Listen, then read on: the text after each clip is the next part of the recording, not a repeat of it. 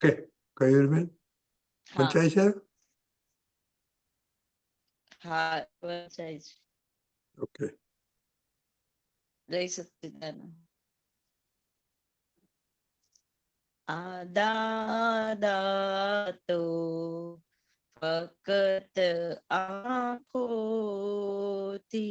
પી જાવાની વસ્તુ છે, તેની દિધ્યાસન થી ચિત્ત શુદ્ધિ અવિકારી મહસ્તું છે. દાદા ફક્ત આંખોથી પી જાવાની વસ્તુ છે, અને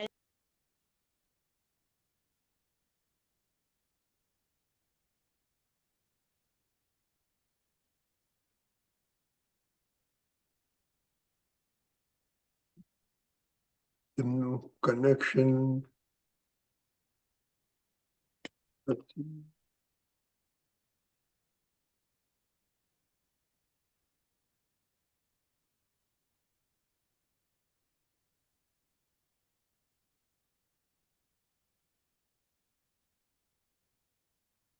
ઓકે. કેયુરબેન અનમ્યુટ કરો. કેયુરબેન શાસ્ત્રનો મરમાર્ગ વચન નિશ્ચયની તરતું છે, અખૂટાનંદ પરમાનંદ મૂળાક્ષર સત છલકતું છે, પ્રકૃતિક દોષ જાણી જોઈ બધે નિર્દોષ દેખે છે, કરુણાથી સભર ઉરમાં લઘુત્તમ વ્યક્ત પ્રેમી તે. દાદા તો ફક્ત આંખોથી પી જાવાની વસ્તુ છે, બધી જ વાતોમાં ઐક્યપણું મળે નહીં પ્રાકૃતિક ફૂલે, જો વડલો એક હોય તોય બીજી રેખા છે પાન સ્થૂળે, જગતમય સર્વથડામણ પરાકૃત પોઈન્ટ વ્યૂહોની, જે મળતું આવ્યું પોતાને ત્યાં રાગે દ્વેષ છે હોળી, પરસ્પર નુકસાની કરે મૂઢાત્મા ગાંડો અહંકાર, મદદ કરતા જો સામો થાય તો પાણી પહેલા બાંધે પાર. દાદા તો ફક્ત આંખોથી પી જાવાની વસ્તુ છે, બીજાને સવળા કરવાને પ્રયત્નો થાય પ્રેમ થકી, જો પ્રત્યાઘાતી થાય ક્રિયા તો અવળું પડ શિવેર વધી કરમ ઉદય થી જો આવ્યું તે લેશે આપણું જ હિસાબ છે લેણું દેણું ઉદયાદિન નિમિત્ત પ્રીત ભેટયા કડવાશ હિસાબો ચૂકતે કરતા ન કોઈનો ક્લેમ રહે બાકી તે વેળા છોડશે દુનિયા ન પડવા દે જે કોઈ આંટી આ દાદા તો ફકત આંખો થી પી જાવા ની વસ્તુ છે સહન કરવાનું હોય નહીં નિકાલે લાવી દો ઉકેલ કઈ ભૂલથી સહન કર્યું એ ભૂલને ભાંગવાનું કહે કોઈ પણ કારણે વિશ્વે નથી ક્લેશી થવા જેવું પૂરવ પાપોનો છે હિસાબ વ્યવસ્થિત સમજીને કહેવું પરિણામ આવે જે સામે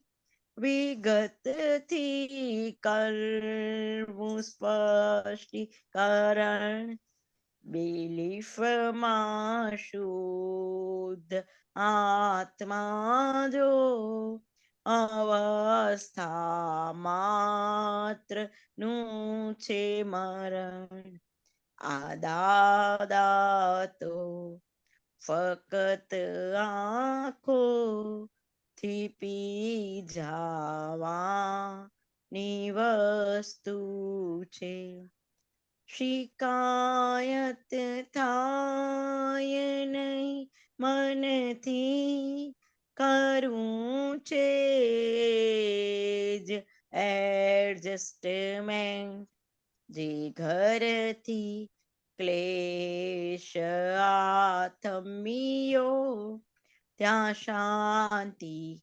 હોય પરમેનન્ટ રૂપી પુદગલ ની વસ્તુ બધી એ હોય અંતવાળી અને તેને પ્રકાશે જે તે આત્મા સત છે ત્રિકાળી આ દાદા તો ફકત આંખો થી પી જાવા ની વસ્તુ છે તેની દિધ્યાસન થી ચિત્ત શુદ્ધિ અવિકારી મોહસ તું છે આ દાદા તો ફકત આંખો થી પી જાવા ની વસ્તુ છે જય સચ્ચિદાનંદ જય સચ્ચિદાનંદ. બહુ સરસ એ પેલું બતાવ્યું નેટ છે ને એ ભાઈ. થઈ જાય છે એટલે કેમેરો ચાલુ કરીશ ને તો વધારે એ ના થશે. મેં બંધ જ કરી દીધો છે. હા હા હા બરાબર છે. That is fine. કેમ આ તમને પદ આજે મળ્યું? હા. એટલે આ પદ આમ બહુ ગમે છે ને અમે છે ને યુથમાં આ પદ ગાતા હતા જયારે ભેગા થતા હતા ને ત્યારે બી એમ. તો એ વખતે અમે તો અમારો ગ્રુપ સત્સંગ કરીએ એટલે એવી રીતે વાત કરીએ કે જે વખતે કોઈ સંજોગનો ભીડો આવે કઈ બી એમ, એમાં બી જયારે બીજાને આપણે ફાઇલ નંબર 1 સિવાય કઈનું હોય નિમિત્ત, તો એ વખતે આપણે કંઈક જીભા જોડીએ કરીએ, પણ જયારે ફાઇલ નંબર 1 જ નિમિત્તમાં લાગે અત્યારે સ્થૂળમાં હાલમાં બી, તો કોઈને કહી ના શકીએ, તો એ વખતે દાદાનું આમ ખાલી દર્શન થાય ને એટલે ભૂલ દેખાય ત્યારે એમ. એટલે આ પદ બહુ ગમે છે. અને મારે આને અત્યારે બીજું કારણ એ છે કે મારે આ પદ આખું સમજવું બી છે કે કેમ કે પદ સમજ્યા પછી ફરી જયારે ગઈએ ને આ આપતા પુત્રો પાસે તો બહુ મજા આવે છે. એટલે 2 કારણથી મેં સિલેક્ટ કર્યું છે. ઓકે, પરેશાનજી. જય સચ્ચિદાનંદ. તો કો કેયુરીબેન, આમાં શું શું આપણે વાત કરવી છે પ્રમાણે સત્સંગ કરીએ. હા, અને જી એ પદ આખું લાઈન સરસ લેવું છે કે સમજાવો. સરસ, ચાલો. હા, એટલે પણ વચ્ચે હું એટલે તમે હા કઈ પ્રશ્ન પૂછો કે મારો અનુભવ કેવું જોડે શેર હા કરીશું, હા, પણ ચોક્કસ. સળંગથી જ લઈએ એમ કેવું છે. ભલે. એટલે કે છે કે આ દાદા તો ફક્ત આંખોથી પી જવાની વસ્તુ છે, તે નિધિ ધ્યાસનથી ચિત્તશુદ્ધિ અવિકારી મોહસ્તુ છે.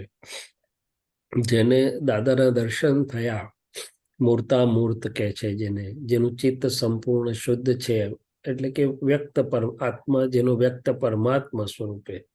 તો કહેવાય છે કે જ્ઞાનીને આંખોથી ને વાણીથી 2 થી ઓળખાય ને આપણે આંખથી જ ખાલી એ કરીએ તો પણ એ જે આખું શુદ્ધ ચિત્ત, આપણું ચિત્ત શુદ્ધ થયા કરે નિધિ ધ્યાસન.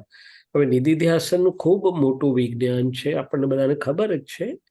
સ્થૂળ નિધિ ધ્યાસનથી માંડીને ચિત્તનું સૂક્ષ્મ નિધિ ધ્યાસન, ચર્યાનું નિધિ ધ્યાસન, જ્ઞાન વાક્યનું નિધિ ધ્યાસન, એમની અંતરદશા એ રીતે. તો કે આપણે તે રૂપ થતા જે છે, જેનું નિધિ ધ્યાસન કરે તેવો આત્મા થાય, જે વસ્તુ. તો દાદા કે છે નિધિ ધ્યાસનથી આપણી ચિત્ત શુદ્ધિ, એટલે કે શુદ્ધાત્મા આપણે થતા જઈએ છીએ, આપણે દાદા જેવા થતા જઈએ, આપણી શક્તિઓ એમની આપણામાં ખુલ્લી થતી જાય. અવિકારી મોહસ્તુ છે, તો કે જેને કોઈ પણ રિલેટિવ બાબતમાં કંઈ પણ ચોંટ, રસ કે ભોગતાપણું નથી, વિકાર નથી, કે છે એવું મોહસ્તુ છે. અનંતા શાસ્ત્રનો મરમાર્ગ, એટલે આપણને કહેવાય છે કે કેટલું વાંચન કરો, એમાંથી થોડો બધો સાર કાઢો ત્યારે થોડો અર્થ નીકળે. એવું હા, કેટલું કરો ત્યારે કંઈક મર્મ નીકળે. એવું કેટલું દોહન થાય ત્યારે મર્મનો અર્ક નીકળે. એટલે કે છે હા, કે આ બધાનો જો અર્ક દાદા ભગવાને આપણને હથેળીમાં આપી દીધા. અનંતા શાસ્ત્રોનો અર્થ નહીં, શબ્દાર્થ પણ નહીં, ભાવાર્થ પણ નહીં, પરમાર્થ પણ નહીં, એનાથી આગળ મર્મ અને મર્મનો અર્થ. એટલે કહ્યું ને કે શબ્દનો અર્થ, પછી ભાવાર્થ, પછી પરમાર્થ, પછી મર્મ, મર્માર્થ, માર્ગ. વચન નિશ્ચય નીતરતું છે, તો કે કોઈ પણ એમના સત્સંગના શબ્દો કે કંઈ પણ હોય, નિશ્ચય અને વ્યવહાર, એટલે રિલેટિવ અને રિયલ બંનેને હિતકારી, બંનેને છૂટા પાડીને બંનેનું હિત કરનારા વચન નિશ્ચય નીતરતું છે. અખૂટાનંદ પરમાનંદ મૂળાક્ષર સત છલકતું છે. અને કે છે ને, વાણી જરતા ફૂલની ગુથાય એવી માળ, પ્રત્યેક પુષ્પમાંથી પ્રગટે વિતરા.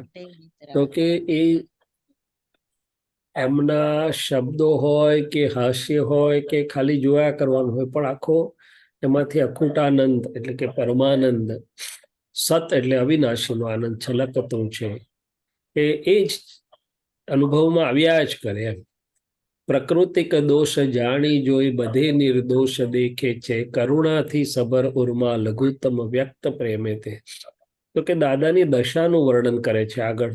અને દશાનું વર્ણન એટલે કે આપણું નિધિ ધ્યાસન આપણું વધતું જાય, આપણને એમનાથી જે લાભ થવાનો એમની સ્મૃતિથી, નિધિ ધ્યાસનથી વધતો જાય. તો કે દાદા ભગવાન, મૂળ દાદા ભગવાન તો જ્ઞાન સ્વરૂપે પરમાત્મા વ્યક્ત વિતરાગ સ્વરૂપે છે, પણ એમ પટેલ જે જ્ઞાની પુરુષનો ભાગ છે આખો, હા તો કે બધાના પ્રકૃતિ બધું જાણે છે, છતાં બધાને નિર્દોષ જોઈ શકે છે, નિર્દોષ જુએ છે. ગુલાબમાં કાંટો નથી જોતા પણ ફૂલ જુએ છે. અને જ્ઞાને કરીને જ્યારે નિર્દોષ બધાને કોઈ કરતા જ નથી કે છે, એટલે એમના અંદર કરુણા અને પ્રેમ ઉભરાયા જ કરે. તો કે કરુણા સભર ઉર, ઉર એટલે હૃદય, ઉરમાં લઘુત્તમ વ્યક્ત પ્રેમે, તે વ્યક્ત આખો દાદા ભગવાનને આપણે બધા ઓળખ્યા કે અનુભવ્યા કેવી રીતે? તો કે જ્ઞાનથી નથી અનુભવ્યા, પ્રેમથી અનુભવ્યા. એમનો પ્રેમ અનુભવ્યો પહેલો તો, ને પ્રેમે કરીને આપણે બંધાઈ રહ્યા. પછી તો જ્ઞાન તો ધીમે ધીમે ધીમે ધીમે થોડું થોડું આપણને સમજ પડી કે આપણામાં ઉતર્યું. પછી આગળ કે છે બધી જ વાતોમાં ઐક્યપણું મળે નહીં પ્રાકૃતિક ફૂલે.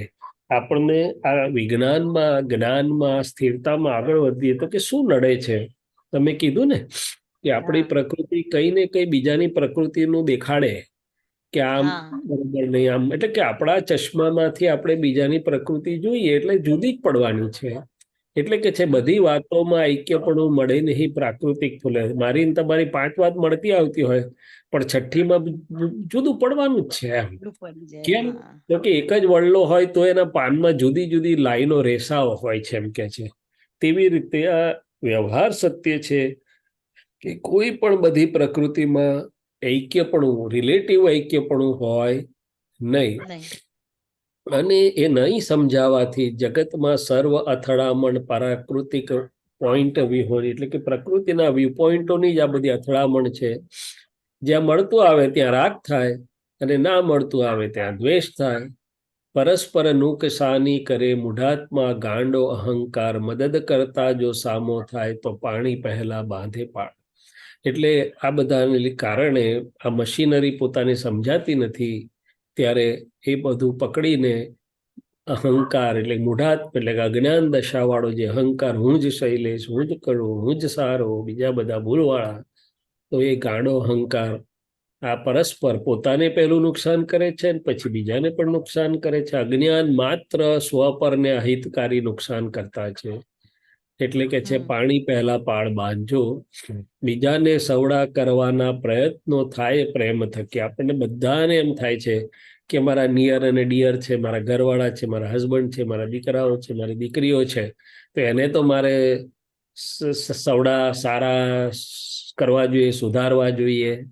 એટલે દાદા ભગવાન કહે છે કે તમને બહુ થતું હોય તો પ્રેમથી પ્રયત્ન થાય ત્યાં સુધી કરજો, પણ જો રિએક્શન આવે ને પ્રત્યાઘાત એટલે કે રિએક્શન આવે તો અટકી જજો, કારણ કે નહીં તો અંધું પડશે અને વેર બંધાઈ જશે. પછી ભલે મા બાપ ને દીકરા દીકરીઓ હોય કે હસબન્ડ વાઈફ હોય કે કોઈ પણ હોય, પણ એકમેકના અહંકાર જો અથડાશે, રિએક્શન આવશે તો વેર વધી ગયા વગર રહેશે નહીં. કરમ ઉદયથી જો આવ્યું તે લેશે, આપણો જે હિસાબ છે લેણું દેણું ઉદયાધીન, નિમિત્ત પ્રીત ભેટે યા કડવાશ.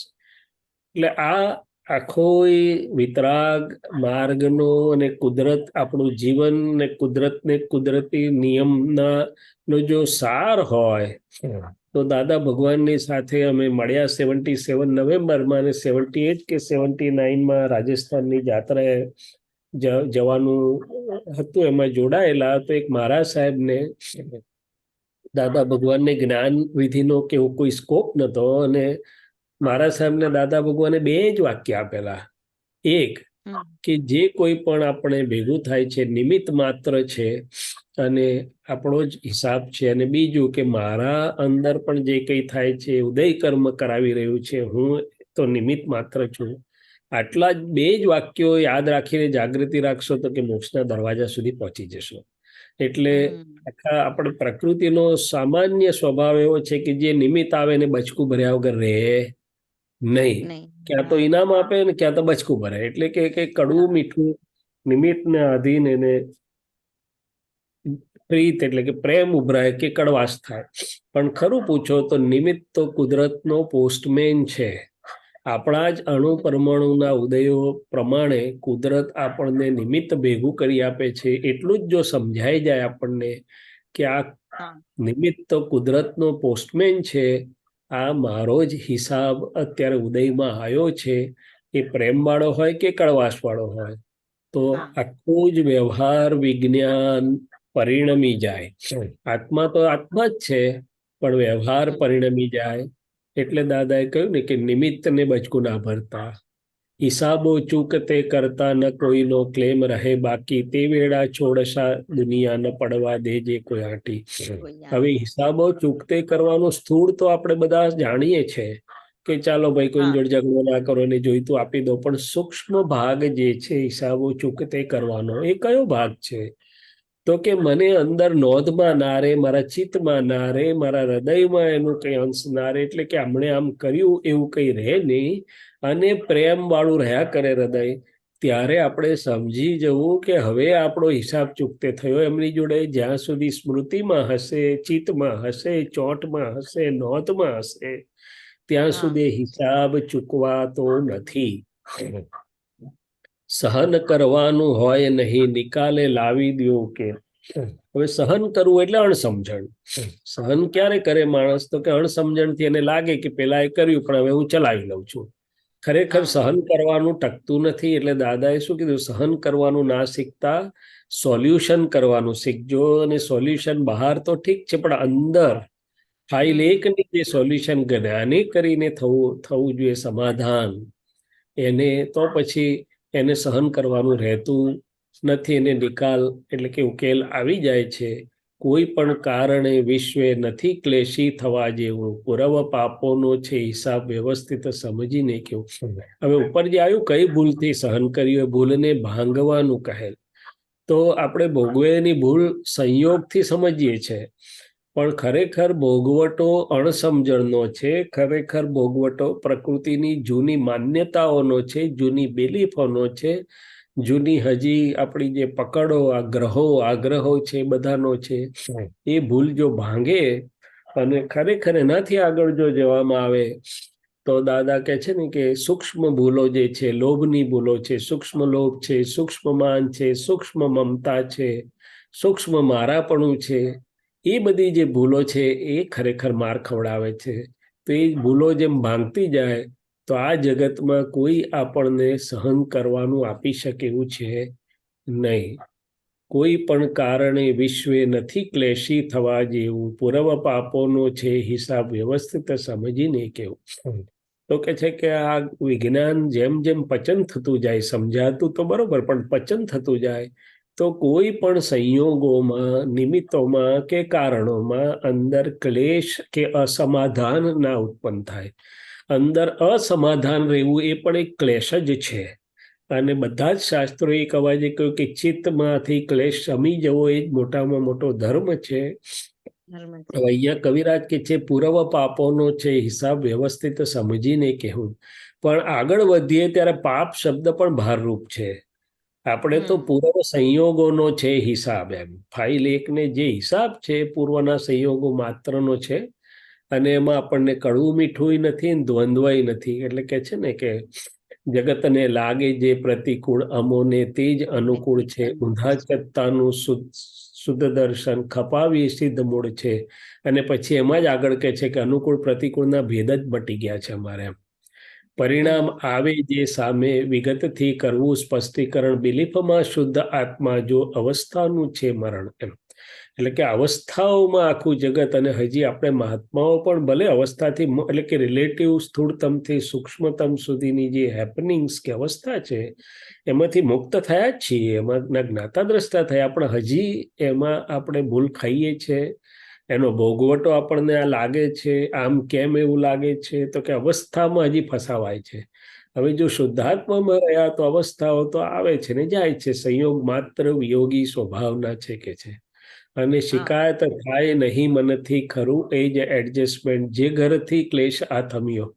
તો કે આપણે પહેલું ઘર આપણે રહીએ છીએ તે સમજીએ છીએ, ખોટું નથી, પણ હા પૂરા મારું મન વાણી કાયા સ્વરૂપી જે ઘર છે એમાંથી જો ક્લેશ આથમી ગયા, અસમાધાન આથમી ગયું, ઓડિટ અને હમ ફરિયાદ આથમી ગયા, હમ તો પરમેનન્ટ શાંતિ છે. રૂપી પૂદગલની અવસ્તુ બધી હોય અંતવાળી. છેલ્લે વાત કરી દે છે જેવું હા દાદા ભગવાને કહ્યું કે આપણે સંયોગને ગમતા ને ના ગમતા કર્યા, ફાવતા ને ના ફાવતા કર્યા. ભગવાને તો સંયોગને માત્ર જોનારા રહી અને સંયોગ માત્ર ગમતા કે ના ગમતા, ફાવતા કે ના ફાવતા એવું એમને હોય જ નહીં. સંયોગ માત્ર ને જોનારા, રિલેટિવ કરીને જોનારા રહ્યા. તો કે છે રૂપી પૂદગલની અવસ્તુ બધી એ હોય અંતવાળી. હવે તીર્થંકરનું આટલું બધું ઊંચું એ પણ અંતવાળું, જ્ઞાનીનું એ અંતવાળું, તો આપણું તો અંતવાળું જ હોય ને. એટલે કે છે રૂપી પૂદગલની આ વસ્તુ બધી હોય અંતવાળી. ગમે એટલું સારું ઘર છે, સારા સંબંધો છે, સારું છે, બધું અરે ઉત્તમોત્તમ છે, પણ એટ ધ એન્ડ સંયોગ માત્ર વિયોગી સ્વભાવના છે. અને તેને પ્રકાશે જે તે આત્મા સત છે ત્રિકાળી એ કાયમનો છે. આ છેલ્લી વાત દાદા કરે છે. એટલે દાદા ભગવાન જોડે સત્સંગમાં બેસતા તો પણ દાદા ઘણીવાર કહેતા કે જોજો હા, આ સંયોગો પણ વિયોગી છે, ટકવાના કાયમ માટેના નથી, કે ખાલી એમાંથી લાભ ઉઠાવી લો, સ્થિર થઈ જાઓ. આપણે શુદ્ધાત્મા જે આ સંયોગોનો સ્વપર પ્રકાશક છે, એટલે કીધું કે સ્થૂળતમથી સૂક્ષ્મતમ સુધીની વ્યવહારની તમામ રિલેટિવ અવસ્થાઓનો હું જોનારો, જાણનારો માત્ર છું. ટંકોત્કીર્ણ છું, એટલે કે એમાં ભળી શકું એવો જ નથી. આનંદ સ્વરૂપ છું. જય સચ્ચિદાનંદ. જય સચ્ચિદાનંદ. હવે જય કઈ સચ્ચિદાનંદ. ઓકે, કોઈ પૂછવું છે? ના, બસ. ઓકે, જય સચ્ચિદાનંદ. શ્રેયસાજી, કશ્યપભાઈ કે છે. હા, ઓકે, કશ્યપભાઈ. હાજી, બધાને જય સચ્ચિદાનંદ. રજનીથી જય સચ્ચિદાનંદ. જય સચ્ચિદાનંદ. આ ક્લેશ થોડું સમજાવો. ક્લેશ શું, કોને કહેવાય ક્લેશ? આ મેન્ટલ ડિસ્ટ્રેસ નું કહેવાય ક્લેશ? કે ઝઘડો નો કહેવાય ક્લેશ?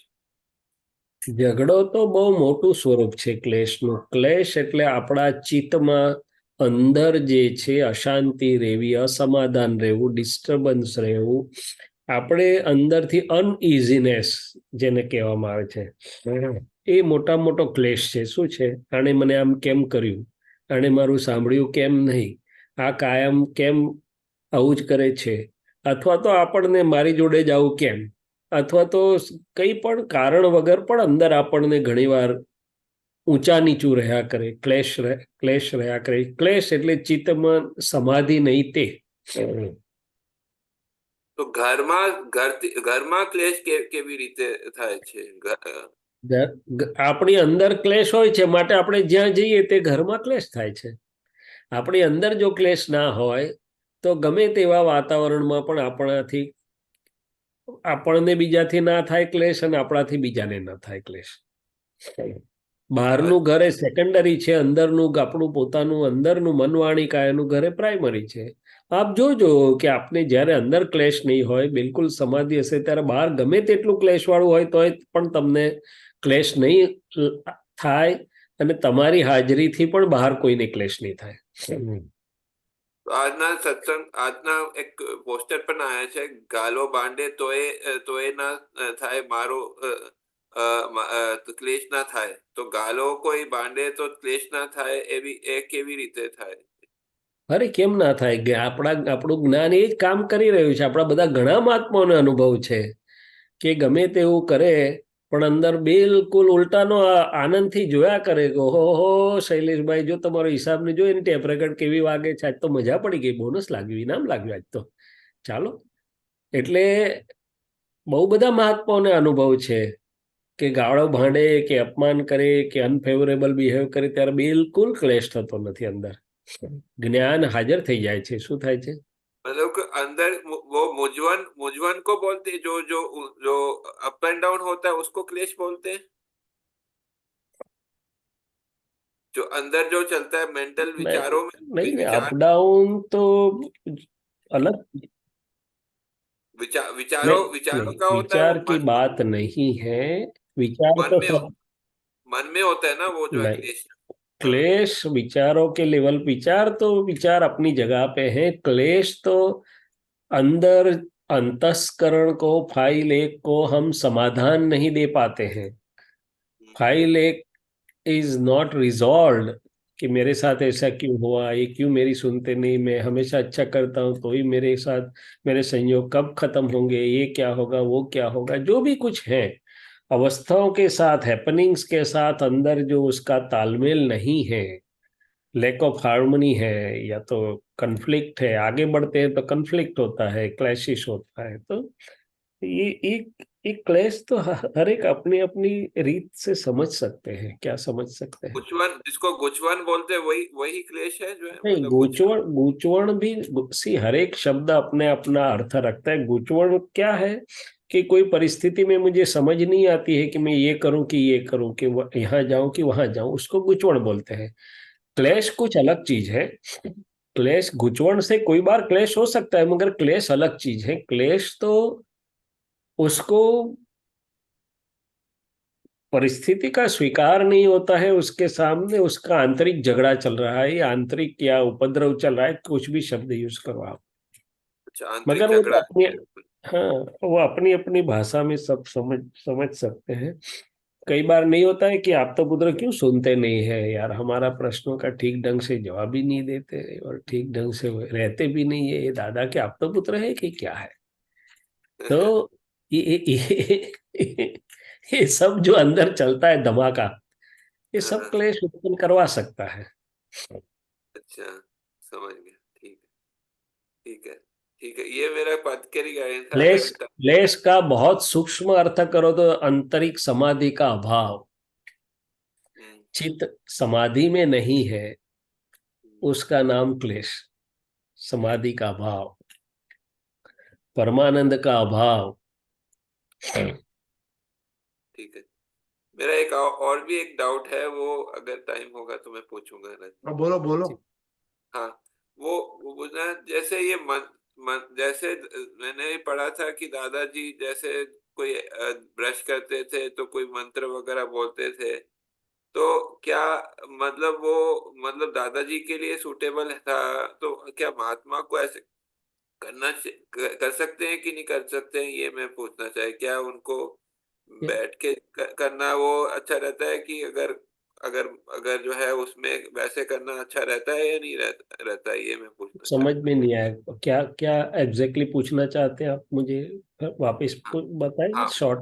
हाँ, जैसे दादाजी, मैंने पढ़ा था कि वो जैसे कोई ब्रश करते थे या कोई दूसरा एक्टिविटी करते थे, साथ में कोई उनके लिप्स हिलते थे, मंत्र बोलते थे, तो क्या महात्मा ऐसे कर सकते हैं या नहीं कर सकते, उनको करना चाहिए नहीं करना चाहिए?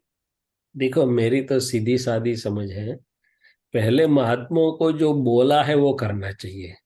ब्रश करते समय पांच आज्ञा क्या बोलती है कि भाई शैलेश भाई आप ब्रश कर रहे हैं, मैं शुद्धात्मा हूँ, मैं शैलेश भाई को देख रहा हूँ। आप, तो शैलेश भाई की क्रियाओं में मैं शुद्धात्मा होके देखने जानने वाला रहूं, मेरा चित्त वो क्रियाओं में ज्ञाता दृष्टा के रूप में हाजिर रहे। वो पहले मुझे बोला है दादाजी ने, पहले दादाजी ने मुझे ये बोला है कि हर एक प्रसंग में आप पांच आज्ञा में शुद्ध उपयोग में रहे। अभी मैं वो शुद्ध उपयोग में तो रहता नहीं, पूरे दिन में 5% भी नहीं रहता हूँ, और फिर मैं दादाजी की कॉपी मारूंगा। अभी तो दादाजी की तो ब्रश के समय विधि नहीं, ऐसा नहीं था, दादाजी हर एक क्रियाओं में पूरे उपयोग के साथ होते थे। वो खाना खाते थे तो भी बोलते थे कि खाना, हाथ कहाँ जा रहा है, दांत क्या कर रहा है, स्वाद कौन ले रहा है, सब हमारे ज्ञाता दृष्टा में जागृति में रहते, हम, हमारा चित्त कहाँ भी जाता नहीं है। वो विधि या उपयोग वो तब करते थे जब उनका अंतस्करण या फ्री होता था, तो इन बिटवीन टाइम में वो सब विधियां चलती थी। वो क्या चलती थी वो तो दादा जाने, मगर वो कल्याण का यज्ञ का काम दादाजी करते रहते थे। हो सकता है देव देवियों से भी प्रार्थना, हो सकता है जगत में कहीं न कहीं किसी कोई महात्मा के लिए भी हो, क्या कुछ न, वो हमें नहीं बताया और हमें करने को बोला भी नहीं है। तो जो करने को बोला भी नहीं है, जो हमें मालूम भी नहीं है, वो करने में जाऊंगा तो कहीं और गली में फंस जाऊंगा, और पांच आज्ञा और शुद्ध उपयोग तो एक बाजू रह जाएंगे। तो जो मंत्र बोलते हैं वो ठीक है, दादाजी को हम कॉपी नहीं करने करने का, लेकिन वैसे जो है एक टेंडेंसी रहती है कभी, कि जो है कि डबल मल्टीपल एक्टिविटीज करने के आज के टाइम में, तो क्या हमको करना चाहिए कि नहीं करना चाहिए, वो मैं देखो पूछना चाहता देखो, करना चाहिए कि नहीं करना चाहिए, ये विज्ञान से हम देखें तो हमने भी दादा और सब महात्मा अलग अलग टाइम पे दादाजी को अलग अलग चीज पूछते रहते थे, दादाजी हम ये करें कि नहीं करें। दादाजी का वैज्ञानिक जवाब ये था, क्या हो रहा है उसे देखिए, क्योंकि प्रकृति पर और पराधीन है। वो जो लेके जैसी वाइंड हुई है ऐसी अनवाइंड हो रही है, ये टॉप्स भमरडा। तो हर एक की प्रकृति अपने अपने रूप से अनफोल्ड या निर्जरा हो रही है। मैं चाहूंगा तो भी कुछ चीज नहीं कर सकता हूँ, नहीं चाहूंगा तो भी कुछ चीज हो जाती है। तो करना नहीं करना वो समझ के लेवल पर ठीक है कि आप बात करो, पूछो। बात सीधी सादी सिंपल है कि शैलेश को मल्टीटास्किंग पसंद है, लाया है प्रकृति में तो करे। शैलेश मल्टीटास्किंग नहीं लाया है, यूनिटास्किंग लाया है तो वो करे। जो भी करे वो रिलेटिव है, मैं उसको देखने जानने वाला हूँ। वो पहले रहना चाहिए। मेरा खुद की बात करूं तो मुझे उपयोग पूरे दिन में बहुत कम रहता है मेरे हिसाब से, कि शैलेश को देखने जानने का उपयोग कम रहता है। और अभी जैसे उम्र चलती आगे चलती है तो शैलेश भाई गलती भी ज्यादा करने लगे हैं अभी तो मल्टीटास्किंग का कहाँ बात करते हैं, जो टास्क काम हाथ में है उसमें भी गलती करते हैं। अच्छा ऐसा। तो, तो क्या करें, पहले हम जो काम हाथ में है उसमें तो गलती रोके, फिर दूसरे मल्टीटास्किंग की बात करें। और आखिर मल्टीटास्किंग करना क्यों चाहता है मन, बुद्धि, चित्त, अहंकार? कौन सी रेस में पड़ा है वो? उसको क्या चाहिए? जो है संभाव से निपटारा करना। और कितनी चीज चाहिए उसको? तो बात ये है कि जिनको फाइल इतनी सारी है कि कोई चारा नहीं है, वो सब जगह ये चित उसका भाग दौड़ करे तो ठीक है। जिसको फाइल नहीं है इतनी और वो दौड़ दौड़ करे तो क्या हो, उल्टा ना बिगड़ेगा। सो जो भी करती है फाइल एक तो अपना लेके आई है, वो व्यवस्थित में निर्जरा हो रही है, मैं उससे देखने जानने वाला हूँ। मगर बात ये है कि जितना संयमित रहे। दादा भगवान को हमने कई बार पूछा था कि दादा हमें रखना है मगर उपयोग थोड़ा आगे पीछे क्यों हो जाता, रहता क्यों नहीं है? दादाजी बोले आपका चित्त रिलेटिव चीजों में फंसा है ना अभी, फाइलों में। जितनी फाइलें जैसी कम होती जाएगी आपकी संभाव से निपटारा होता जाएगा, अपने आप आपका शुद्ध उपयोग बढ़ता जाएगा। बढ़ता है। और हंसते हंसते बोलते थे कि आपको काफी गायों को संभालना है। गाय चराने जाते हैं ना वो भरवाड़ को, 200-500 गाय होती है तो बेचारा क्या करेगा, इधर दौड़ेगा इधर दौड़ेगा इधर दौड़ेगा। तो बोले हमें बहुत कम गाय चरानी है। मैंने हमारी चित्त की फाइल बहुत कम रह गई तो हमारा पूरा दिन परमात्मा में हमारा उपयोग रहता है मजे से। तो रहता है। इसके ऊपर से आप समझ जाइए कि महत्व किसका है। आप तो मल्टीटास्किंग की बात करते हैं, दादाजी तो बोलते थे हम तो घड़ी को चाबी देने में भी हमारा उपयोग नहीं बिगाड़ा।